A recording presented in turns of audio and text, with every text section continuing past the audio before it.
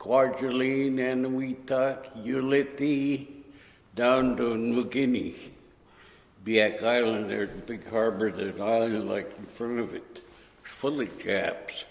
We're all in the holes. Darn field artillery down over shooting at the field with all Japs.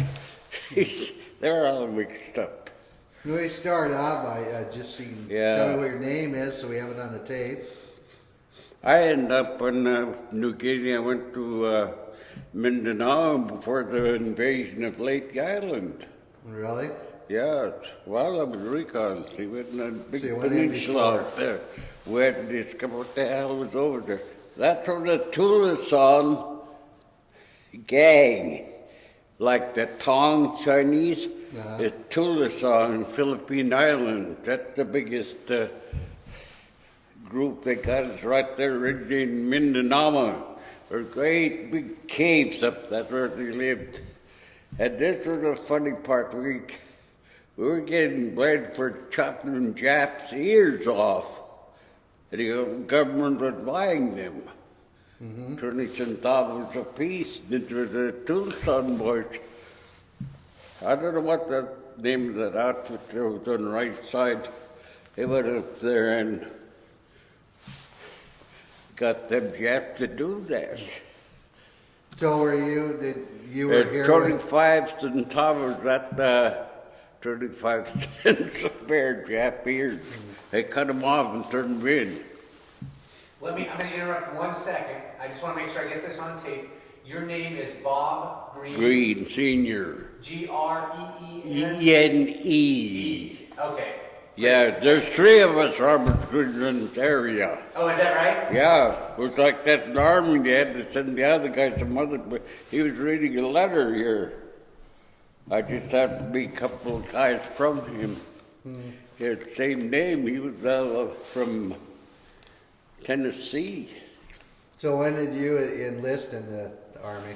Huh? When did you enlist in the Army? When I enlisted, I was drafted. You were drafted? I had 2 kids. Oh. I was pregnant. The reason why I was drafted in there, I wouldn't sign 6 months before and send it to me. I used to be a high climber, treetop for 25 years. Oh, really? They had a big outfit coming to the back. So you were here when the Pearl Harbor first Yes. I was there. That's why I hate every time we say Jap car, I just hate it. You guys done that Pearl Harbor. That was a terrible looking thing. I looked at it. That's where we went to Pearl Harbor. We anchored up there. And there was a pirate fight. I'll say a funny thing. I don't know what boat we was on. I don't remember. But we had a bunch of guys from Brooklyn. You know how noisy they are. I didn't know them why they talk so doggone much. And how old were you? And then they pulled us up there beside it's all infantry troops on there. They got an argument with the Seabees. They were crawling over the ship. Everything was flying. I got up to the mast, I got on the boom, and I sat up there. I didn't want no part of it. Sat there and watched, huh? Yeah. Finally, the SPs came along beside us, stood us outside Wacky Beach there, outside Pearl Harbor. I anchored us way out there. So that was when you first shipped out to Pearl Harbor? Right.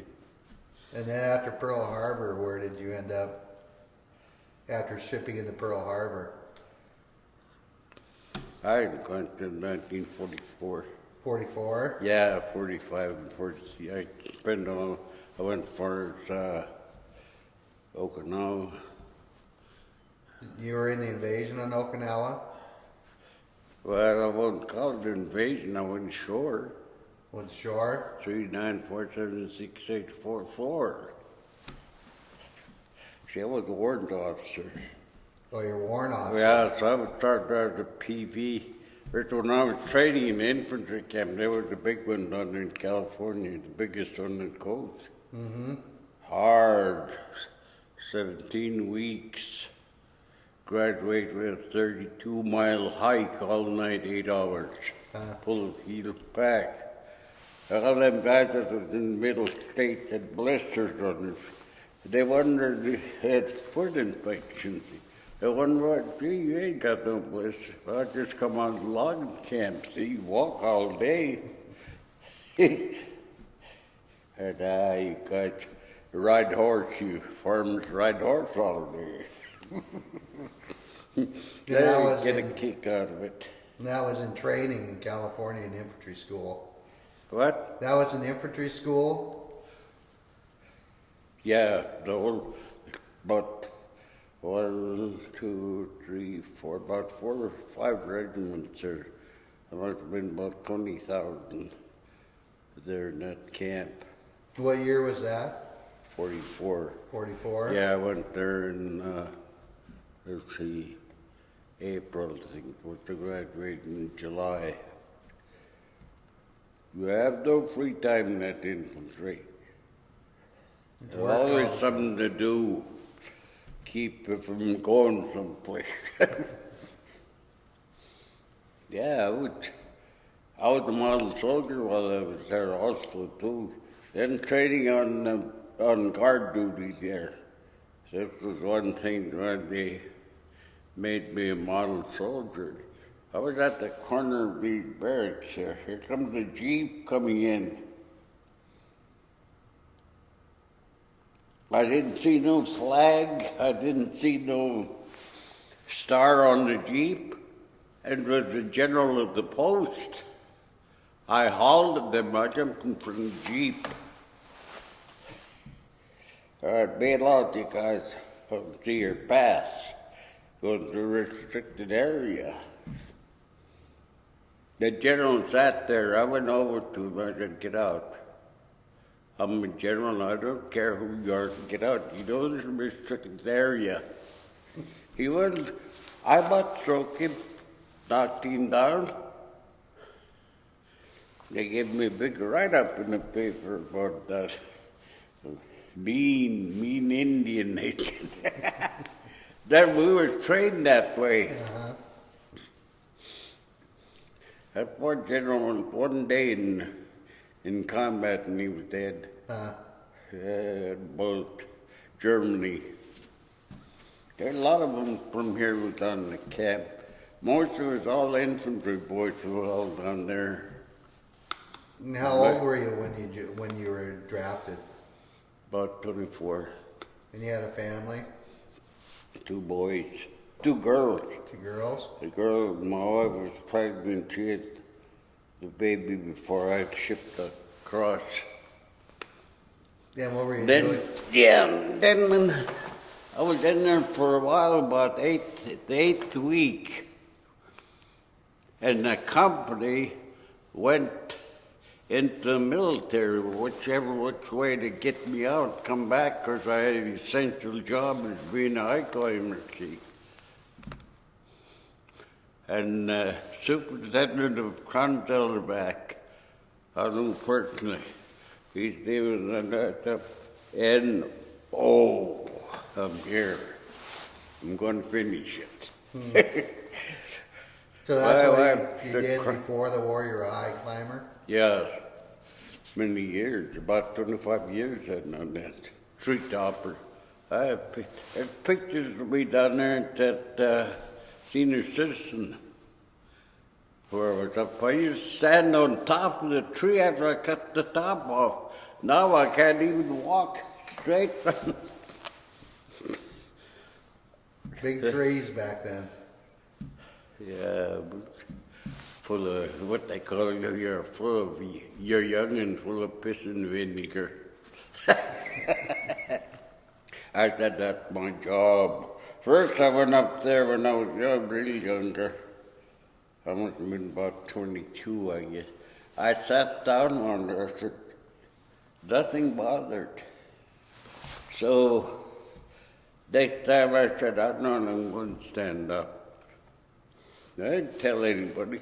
They saw me, see, from the railroad track. And then they took them pictures. I didn't even know it. So they mailed me some. If I got them enlarged down there, it seems to. I stood on top.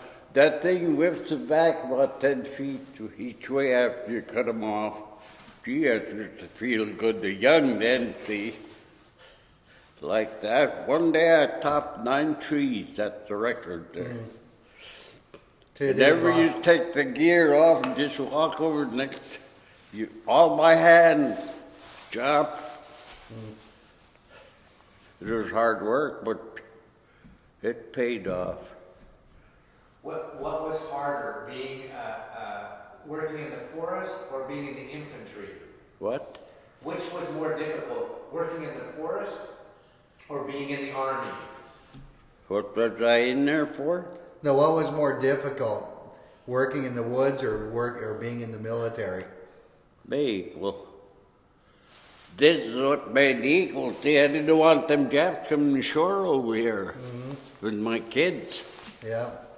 When I was leaving Port Angeles, my wife sat down, kneeled down, and cried. She said, "Goodbye. I'm not going to see you anymore." I said, "What?" That before it was going over. And I said, "I'm coming back. You'll see." I got over there and I forgot, never wrote a letter for about 6-7 months, and it come the cablegrams through the Red Cross into the company. There's bad news. Has somebody died in my family? No, read it. Please write a letter. Your wife wondered what you were doing, huh? Yeah, they didn't know where I was at either. When we left Fort Lewis, we were going down to Camp Rock, it was all blacked out. We were loading board ship, the Frisco was blacked out. All black. So after infantry school, then you left for Hawaii, is that where you went? Come home for 10 days and go POE, Fort Ord. Fort Ord? Yeah, Monterey. We in Monterey. Load on Frisco, U.S. Army dock there. We start loading about by midnight, I guess. When we got to Pearl Harbor, after we was there about 4 days, I guess. I think we was getting water or something. Had a bunch of tugboats around us. And when we got in a convoy, there's a sub on each side and cruisers on the outside. It was all infantry, and the other ship was medics. Doggone them white things, they pull up their skirt. Hey, GI, look. Just before dark, they pull their skirt up to us. All the nurses. Yeah, gee. I said, that's all right, I'll come home someday. So then where were you headed to in the convoy? Huh? Where was the convoy headed for? We went around from Pearl Harbor, went around Johnson Island, Kwajalein.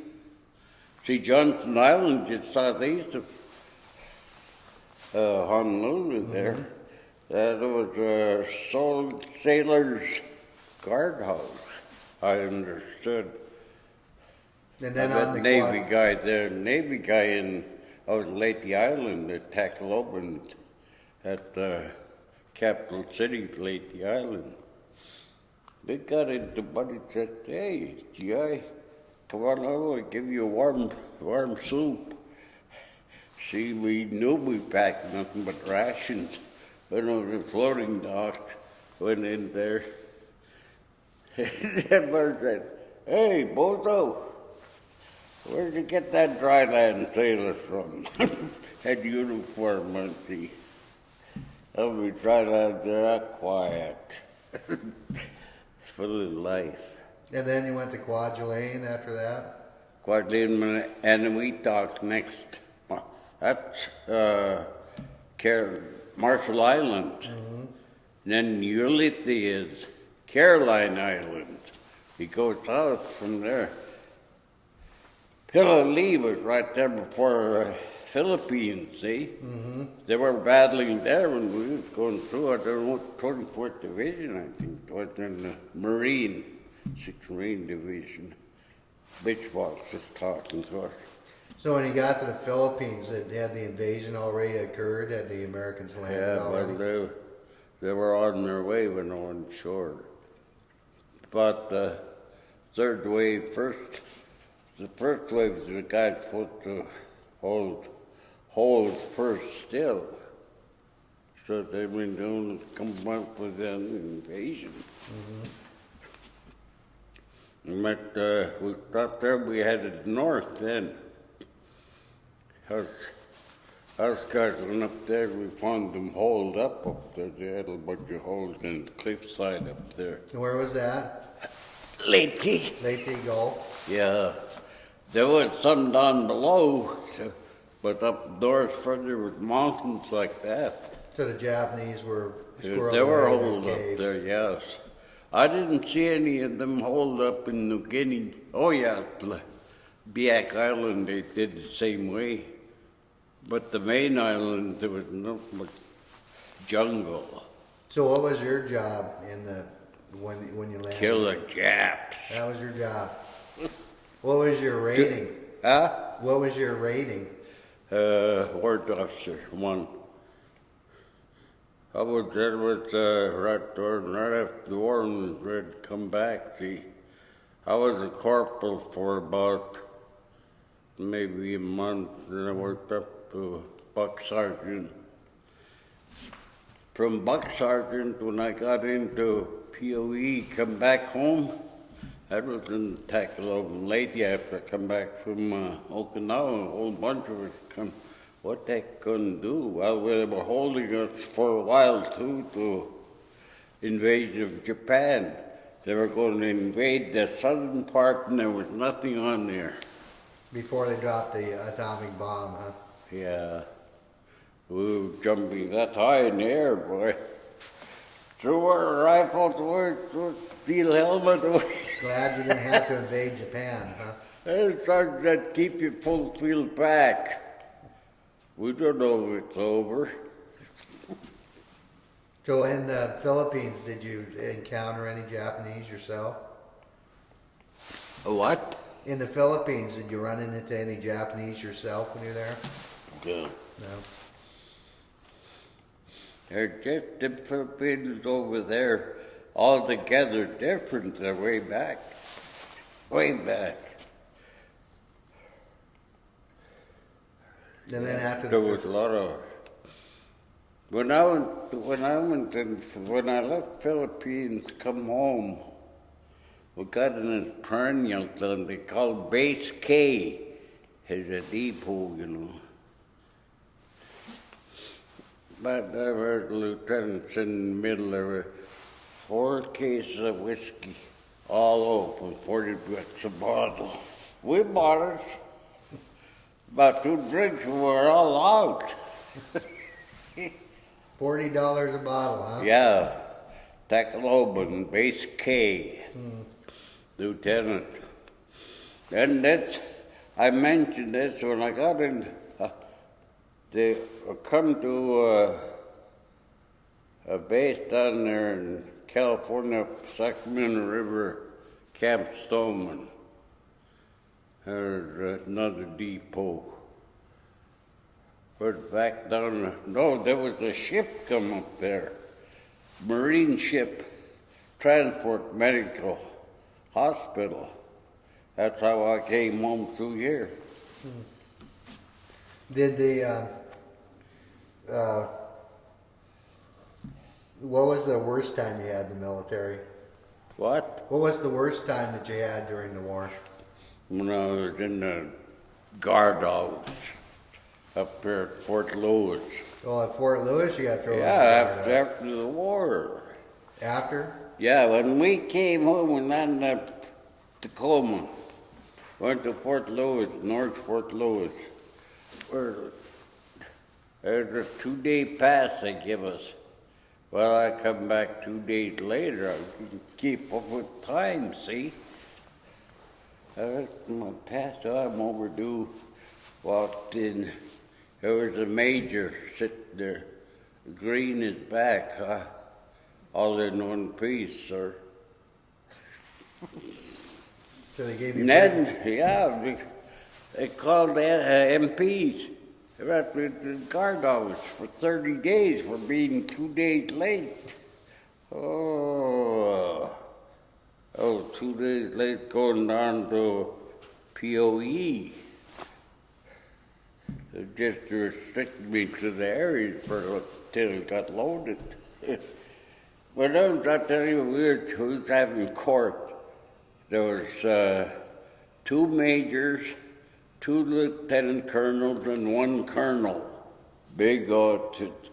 They asked me, why was you so late getting back? You were been out here 2 days ago. I said, well, that whiskey tasted pretty good, sir. When I was left the POE over there and tackled over and late, guys, it cost me $40. Buy 1 bottle where I can buy almost a case here. They start whispering that they asked me, you know who the lieutenant was? I said, no. He was there already. They got theirs free, see? Those monsters. That was all right, I didn't care. That was the worst time to get up 5 o'clock in the morning before breakfast at 6 in the guardhouse and march for close to the drill for 1 whole hour. It was a rough place. So they just.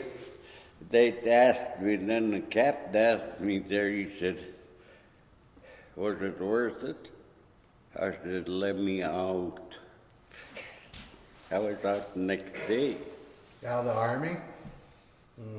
Yeah, I said, be over. And I went back to that depot there. Same captain was there. He said, oh, I'll give you a new uniform. Here's your list of, go that over, you put your ribbon and stuff. I don't need all that junk. I want free time.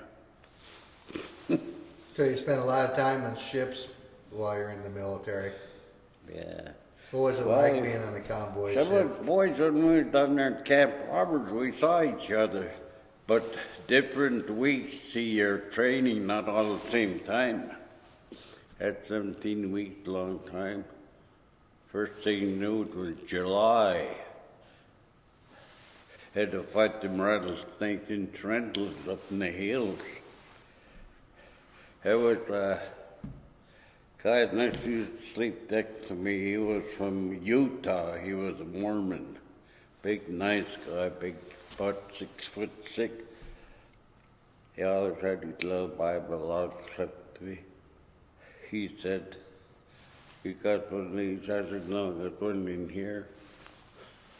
Grandpa, it's my Bible, I said. We were in this bivouac, what they call 2 weeks up in the hill. Mm-hmm. They used to call me Little Beaver. I was laying down. We didn't pitch tents. It was so hot. In July, around about 110 there in the desert. Oh, Trent laying on top of his Ford. Beaver, look at my Ford. I see it. It said, you know, they won't, Trenters won't kill you, get you sick though. The venom, you know. You got 2 little claws under there. You know, I said, just be still. I put my bayonet on the scabbard. I would put my arm down low, and when I looked, so Trent, I knew it, see, he turned away. I noticed that. I swept him up. Barman said, by golly, he said, I have to go to your grandpa, you know what to do. So why they call you Little Beaver? Them, they nicknamed me That's that. the nickname? Yeah, the troops. We was the Indian, only Indian the outfit. Oh, you were, huh? But when I went across there was another Hopi Indian. Number 1 scout, I was number 2. So you were both you know, recon. whatever happened to him, I don't know. I asked our sons, we didn't have no names. I used to call him Chief, because the Hopi Indian from Arizona, Chief at home. We didn't understand, that lingo. He said, what are you? I said, okay, Indian. So you were both recon scouts? Huh? You were both recon scouts? Yeah. He was, before I was, he was on the main island, New Guinea, 41st Division. They call that the Indian Division down there. There was a lot of Montana, South Dakota were in that division. Some guys I went to school within that division. They were coming home, they were already down there years. The guys I went to school, Indian school in Oregon, Chimama, Oregon, they come right north of Salem there. That was before the war? During the war. Or right at the Yeah, beginning it's of the war? still going yet. But it's destitute for them Navajos and Hopis now. Destitute. But in my time, it's all, I was a small guy beside the big guys all come. Alaska to Wisconsin, states went there. So what was that? In that school, we had to march like the army. And Tulalip, you know where Tulalip is at? There was Indian school there when I was in 3rd and 4th grade. We had to get out there in the morning and march, go to the drill. When I got the army, that's why I got my radio right away. I was acting Corporal Black Band, Just before I left, graduated, I was a buck sergeant. So who ran the schools that you went to? Huh? Who ran the schools that you were in? Government. The government schools? Yeah, all government. Military. Real military. There was nothing fancy on the table whatsoever. Well, I'd say the army, when they were in, depending on what branch you were in, before you gotta say it's steak. We had a bowl of beans all the time. But no, we don't want you guys to get fat. So was there any time that you were really scared while you were in overseas? I'm having a problem here. What? Was there any time that you were really scared? Well, I'll tell you. In that camp at Camp Roberts, we learned how to be bullets flying around you. Oh, you trained with live ammunition? You bet. Out 50 yards underneath machine gun fire with your rifle cradled. You got that way, there was a barbed wire fence. You had to learn how to turn over and crawl on their back. You didn't like that, huh? First time it's ever live round on me. That's about the 7th week training. Did you hear the bullets go past you? What? Did you hear the bullets go by? Oh yeah. Velocity 30 caliber. Then there was a 50 water cooled.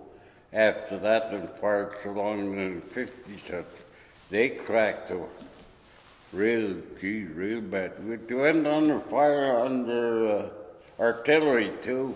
Had a bunch of tanks over decoys, We had to march across there while the bullets were going on like lightning cracking up there. So did you ever meet any Navajo when you were in the... They were all mostly Marines. They were code talkers mostly? Not there's Oklahoma, Montana, Washington, Oregon, that's where the Indians I saw. Not hardly any gunboat. They used them Navajos, for that code.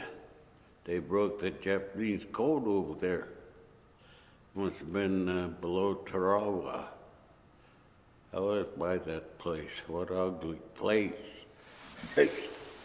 like the island's about that high off the water. Floating corals, I guess. That's why Nimitz made a mistake.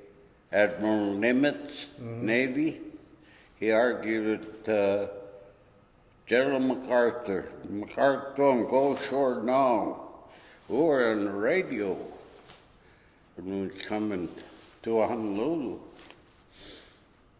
Nimitz said, no, I'd wait another hour. They landed a mile short of the beach, tied to an island. And we manslaughter there. Oh, but there's Marines floating all over the water, it said. I don't know what division that was that when sometimes you see somebody and you ask questions or there's closed mouths on there. Well, where are you from? That means what outfit you? I said, WWII. Where's that at? I said, that's home. That's where I'm from. Did you ever meet any? Did you ever? Were you in on any of the invasions on any of the islands during the island hopping campaign? Oh yeah. Well, usually about third invasion I averaged. But we went with LCMs. He put a fatigue jacket over the mufflers, see? Kill the noise. And let us scouts out. And where was that at? Did you do that? That was over Leyte. So they Oh say. no, East Coast they call it. There was a little city up there called Bye. We finally got in there. There was a white guy there, had a plantation, hemp plantation. He showed us, he said, well, he said, you guys got the job pretty well cleaned out. I can come out now. He had a beautiful big home like this, see. So they say you went in on a LCN ahead of the main body. LCM, yeah, we went in the dark. We left, there's a little island between Samar and Leyte, see? Mm-hmm. It was camouflage. That's where they were getting all these landing barges going in there and changing motors. They were mechanics. Went in there. I didn't see anyone because other guy, I don't know what outfit he was from. They said we'd go in there and change. So how many people would go in with you on these recon missions? Squad. How big was the squad? Some was 8, some was 10, some was 12. There was 8 of us. I said, you don't need any help. So you just. I said, come on along. Get in the way anyway. So you just slip in the dark and do your recon and. We had them, all the officers stayed behind. And done the writing, whatever we done. But it's pretty hard, tell you.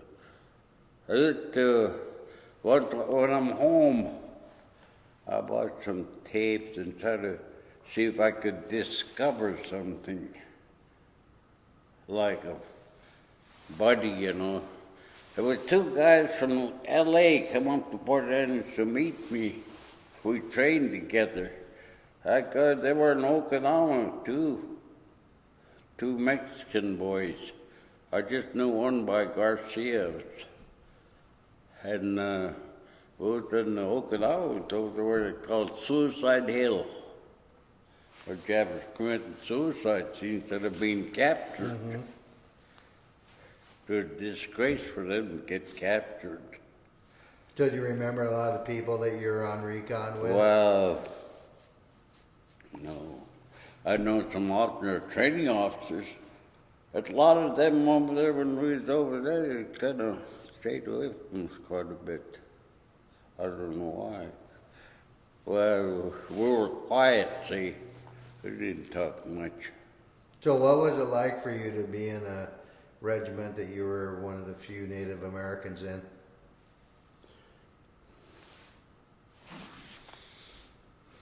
Sometime it's pretty hard to come back. And I asked this guy when I was in front there, the Japs they had holds on the southern part of Okinawa. The Marines went north from Naha. We went south. I think I was 91st Division.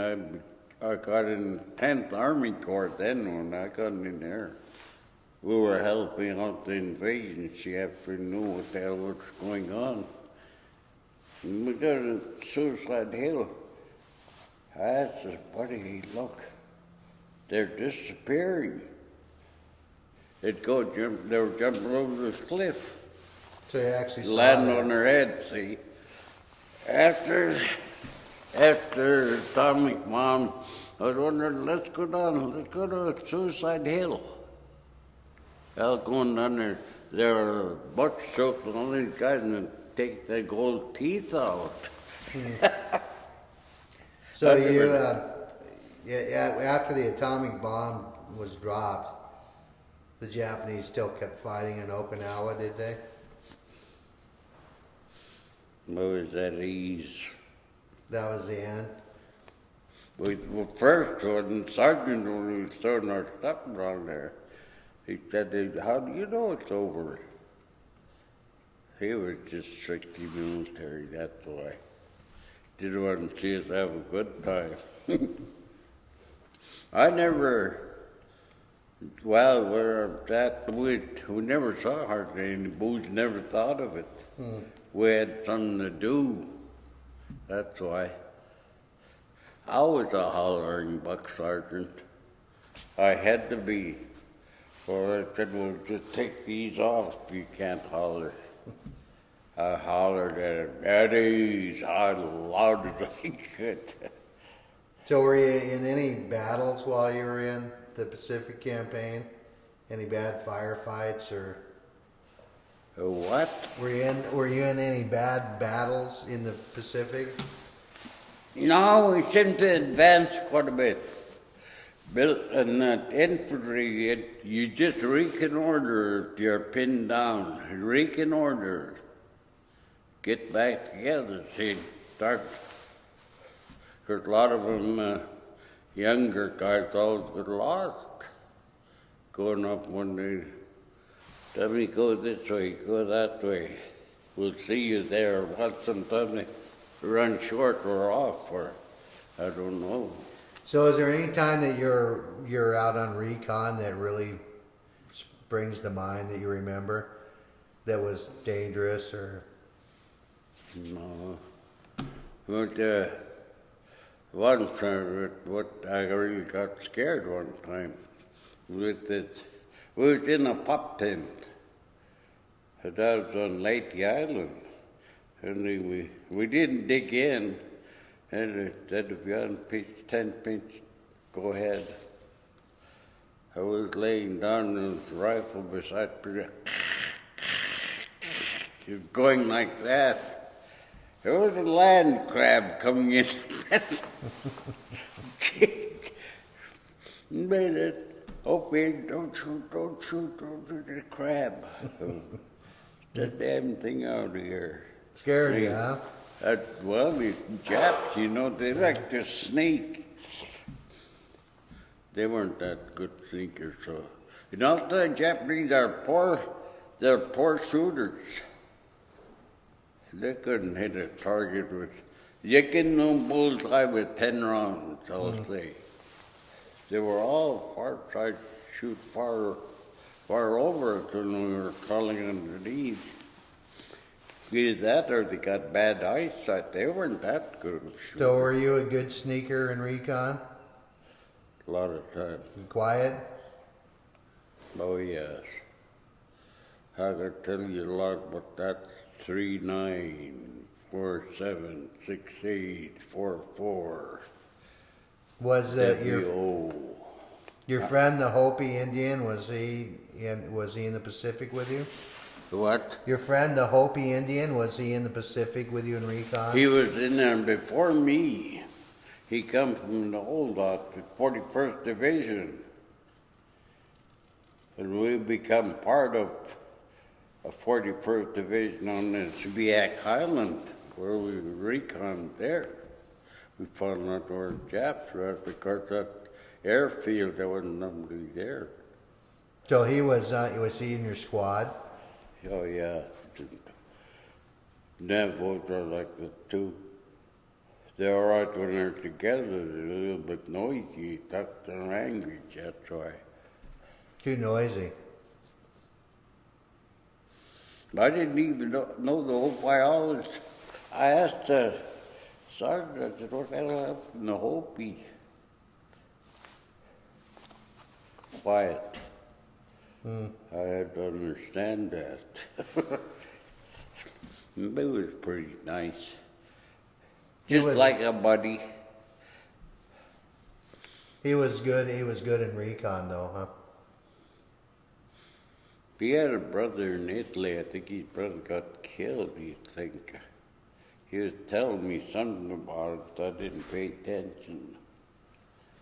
And, I told him, well, good luck to him. I think his brother got killed off there. I think that's how he got. I think I always thought that they sent him home. Did you have any brothers in the military also? Yeah, different outfit. Her brother, he was in the Air Force over in North Carolina. And he got they transferred a lot of the Air Force into military. Oh, what the hell do they call that now? My memory's going to Military intelligence artillery. or artillery? Yeah. I think, no, he was an engineer, that's what he was. I said, you drink or slip, Trencha? That's out, you know. But my mother wrote to me. I got a letter from my mother before Okinawa. It said that brother was still home yet. He was a character, always in trouble. Did your mom worry about you when you were gone? Huh? Did your mother worry about you? She was sick when pretty left. She just hung on till I got back. After I got back, she just Passed away. Yeah. They told me up there too, the doctor, she was in Tacoma in sanatorium there, full of TB, was eating her up. He said, I don't know what kept her alive. You did, I guess. Said you always worried about you every day. I didn't see no mail for 6 months once, about 6 months. We were moving all the time. Sometimes we were in one place, next time we had to go. They kept us busy. When you were out in the Pacific and in the Philippines, how close did you get to the Japanese? Oh, part I could throw a rock ball. So you actually were that close to them in combat? And I'd shoot from the hip. They're too long to come up there. That's a direct further away, you know, sight. So you actually... But we had fixed bayonets, so finally, our lieutenant got his carbine, smaller, same caliber carbine. I told him I don't like him carbine. Why? It didn't seem to be very much of a weapon. They were small. A smaller cartridge. The same, 30. They were 30 caliber. But the rounds were shorter. Them M1 gram, boy, oh boy. You like the M1 sleep. round? I would sleep with that thing. So did you ever get involved in any hand-to-hand combat? You know, them M1s will never quit. even full of mud or anything, dirty or anything. We learned keeping clean though. They all got pins in them, you know, instead of screws. The pins put them apart, don't take long. Then Take field strip apart, them. Yeah. When you left to go in the service, you already had children, but your wife was pregnant, is that right? So did she have a child while you were? No, I'm training. At about my 7th, 8th week around there, about halfway through training. The government sent a letter down, telegraphed them days, I guess. Boy, didn't turn out to be like me though.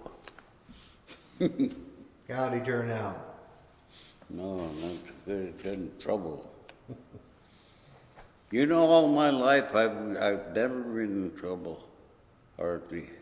I was trained right through my grandparents after I was raised grandparent. If you do that, you'll pay for it. Don't know how much you're going to pay, but don't do it. Your grandfather named after me, he's gone. Learned all about this Northwest when I was a young boy.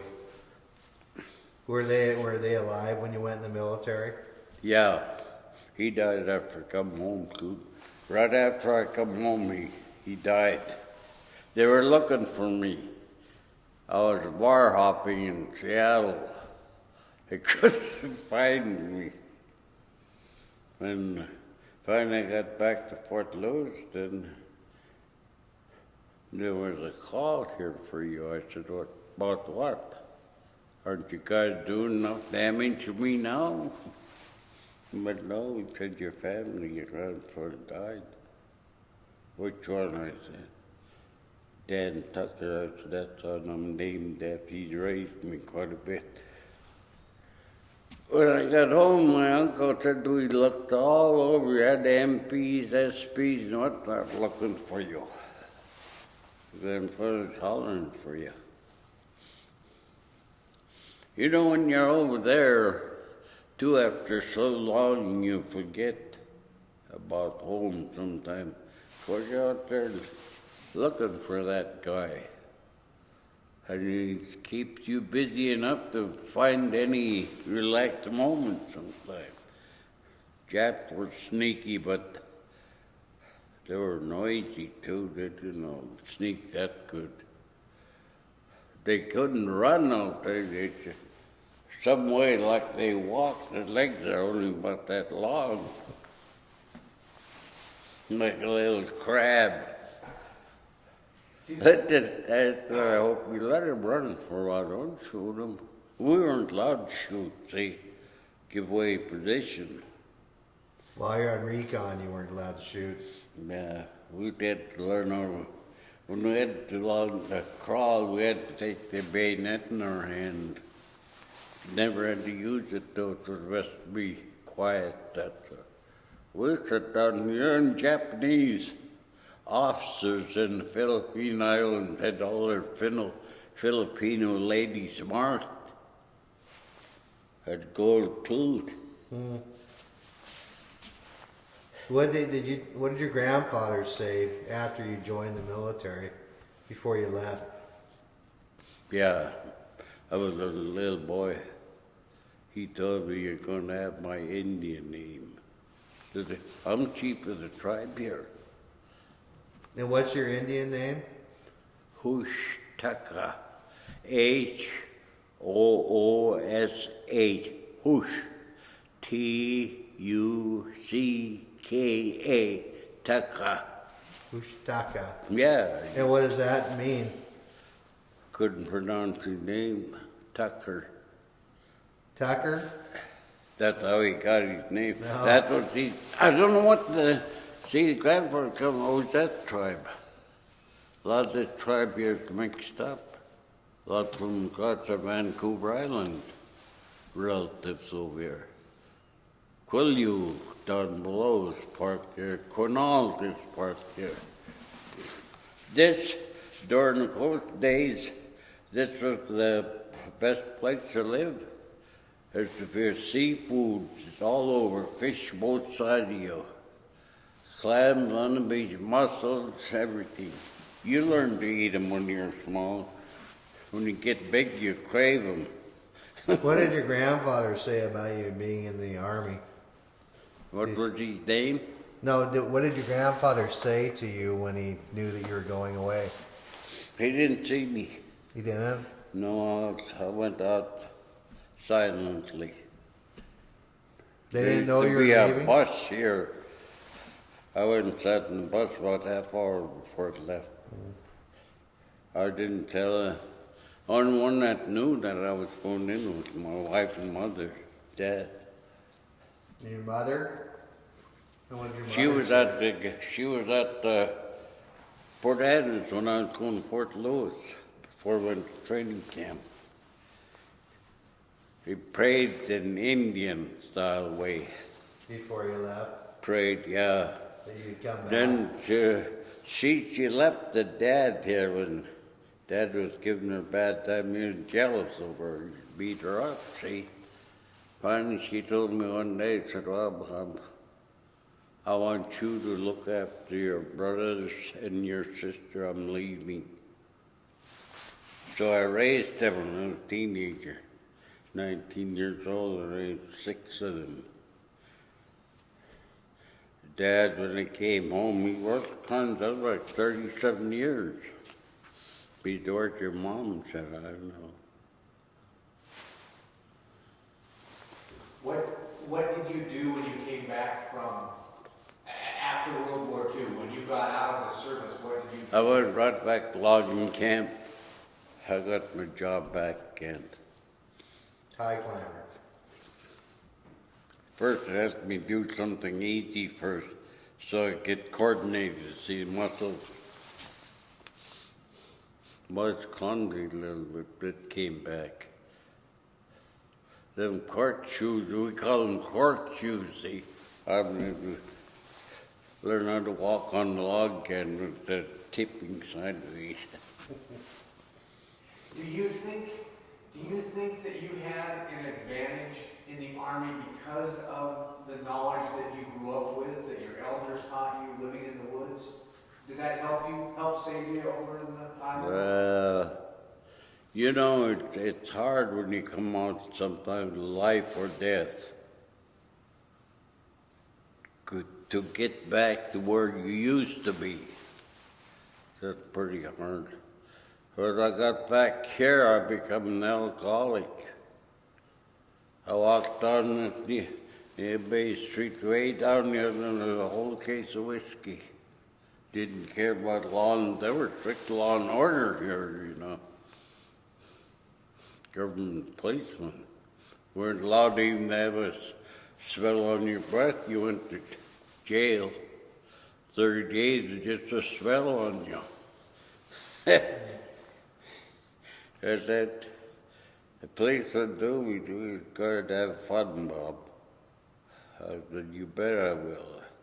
I said, hey, I wasn't quite out yet. I had to go back to Fort Lewis, get discharged. In this part of when I'm getting discharged, they discharged me with my training records. Why? They don't even know at VA why. We have to. And then I said, "What the hell's the matter with you guys? You're worse off dying." He said, "Where were you?" So just what I told you guys, where I left Honolulu and Kwajalein and Weta, Ulithi, Biak. He said, "We can't get that all on there." I said, "Just put South Pacific honorary discharge." But they sent me a little piece of paper, honorable discharge. I said, "I don't want to hear anymore. I'm 100% this DAV. That this guy, his name is John L. Richardson. He's graduate of UW. What the hell is his title now? You guys would know. Brain like. Gee whiz. Psychologist? Yes, a little deeper than that. Every day for 2 weeks he was after me. He said, you know what? He said, do you figure about the war? I said, no, I can't. I'm trying, can't. It comes back, really. I'm jumpy. If it snapped like a light a match, it might make me jump. My nerves are all gone. It's from all your time in the jungle, huh? Huh? It's from all your time in recon, you still jump. Yeah, look, this here, and the machine burst. That goddamn squad leader and the machine gun squad, they come right alongside me and burst it out. Jesus Christ, my head split open. I said, get the hell out of here, go over that way. We got this place cinched. So do you think when being born here and raised here and working in the woods helped you in the Army, gave you an advantage over other people? No. Don't think it made you tougher? Equal. Equal? Oh, yeah. I believe that there's no trouble. Be equal. I have a lot of friends like you. I'm pretty well known for the Angels. No, I mean, do you think that your life and being a woodsman though made you tougher and could run No. faster? No? Did it make you sneakier than the Japanese? Every time I see a car, it brings me back. I was letting go over and clubbed it with my kid. You guys get out, you done some Pearl Harbor, you can bring your damn cars over here. I tell them dealers about it. Well, you don't drive a Japanese car. No way. If I see a Jap, we're ready to run after him. I was trained that way. Mm-hmm. We were trained when we was on the ship. They had the Japanese up here on the wall, you know. See that guy over there? Said, yeah, I want you to hate him as much as you can, because that's why you're over here. You got to get him. And the big sergeant up there. Every day, while we was on a convoy. Where's that medic ship? I don't know where the hell it disappeared, where the girl lifted up their skirts and wax.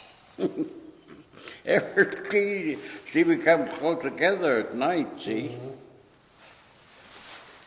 So did you know that when you were in the Army in World War II that it was such an important part of history that you were involved with? What?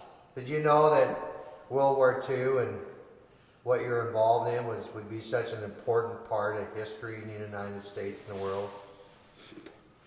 You know, I'll tell you what, this what much as I can say is if they trained like we did, there would be no problems with anybody.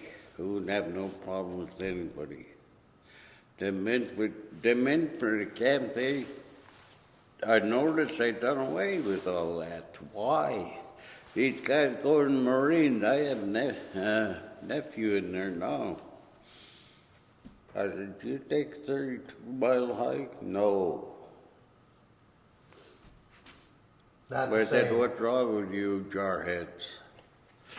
He said, yeah, we know all about you guys. We used to take speed march 2 miles, 9 mile speed march, 2 hours on 9 mile. Do you think there's a message from World War II for the great-great-grandchildren that you'll never meet? Is there something that they should know about World War II that the history books have left out a message for them? I didn't quite get you there. Do you think there's a message for future generations from World War II? I don't think so. You know, to me, it's these guys that's the head of a unit or a nation, they're the guys that causing all the trouble.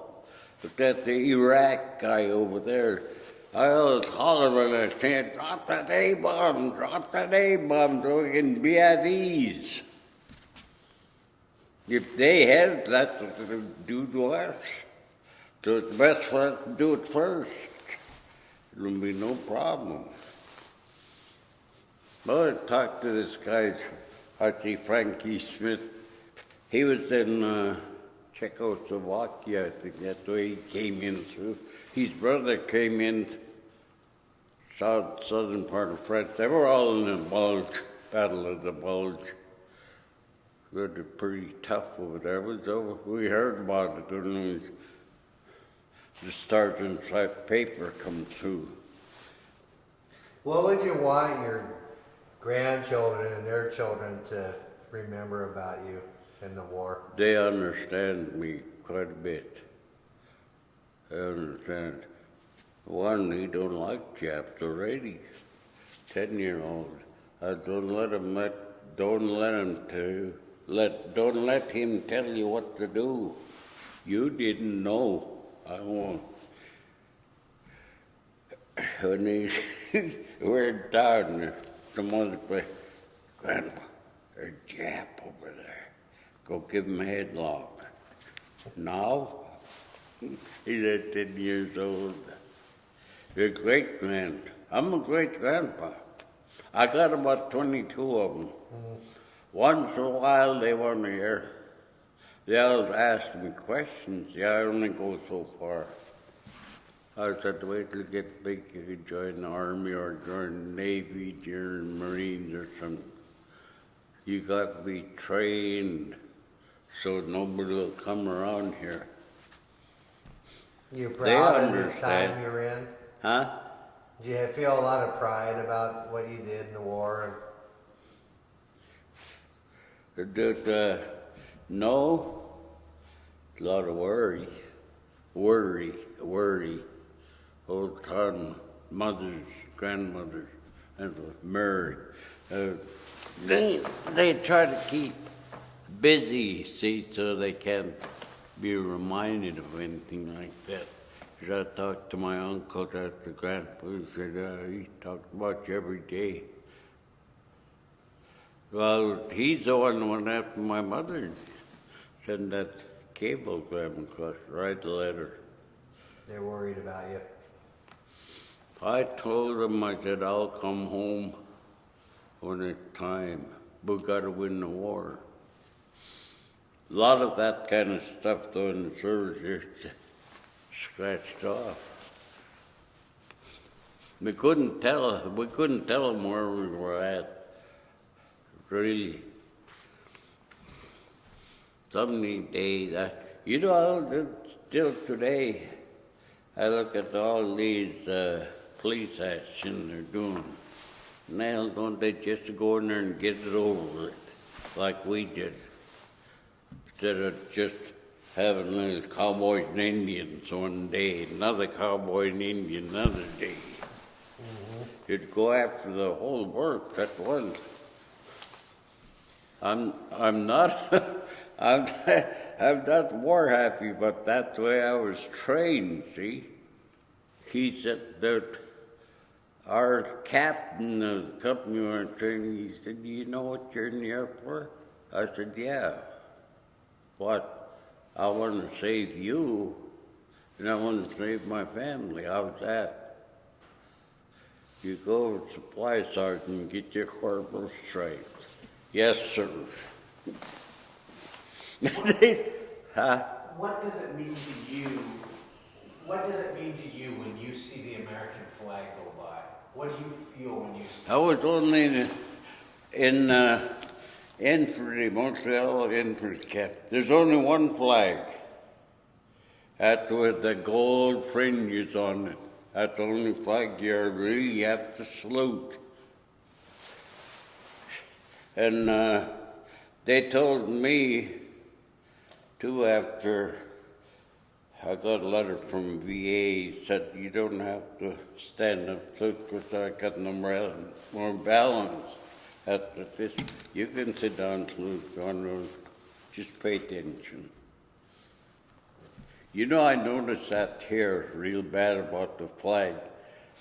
The parents they don't teach them about that flag.